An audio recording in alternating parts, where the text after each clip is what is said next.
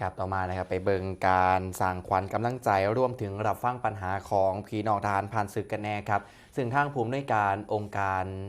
สงเคราะห์ทหารผ่านศึกนะครับเพื่อนได้ลงไปเยี่ยมเยือนทหารผ่านศึกร่วมไปถึงครอบครัวทหารผ่านศึกที่จังหวัดอุบลราชธานีครับ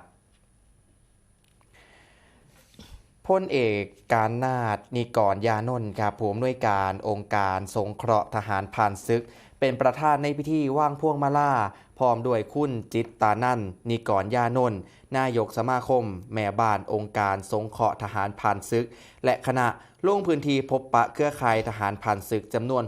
650นายโดยมีว่าที่ร้อยตรีกรกฎประเสริฐวงศ์รองผู้ว่าราชการจังหวัดอุบลราชธานีให้การต้อนรับณห้องประชุม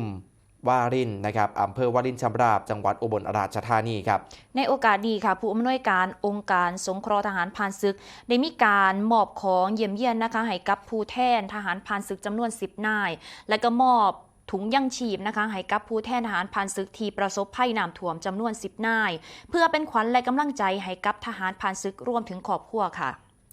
การเดินทางลงพื้นที่ของผู้อำนวยการองค์การสงเคราะห์ทหารผ่านศึกนะครับและก็คณะในเทือนี้นอกจากสิได้พบปะเยี่ยมเยือนทหารผ่านศึกและก็ครอบครัวอย่างใกล้ชิดแล้วยังเป็นการสร้างขวัญและก็กำลังใจ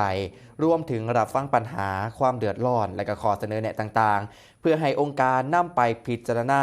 ให้ความซอยเหลือและการดำเนินการสงเคราะห์ในด่านต่างๆให้เกิดประโยชน์สูงสุดแก่ทหารผ่านศึกและก็ครอบครัวต่อไปครับ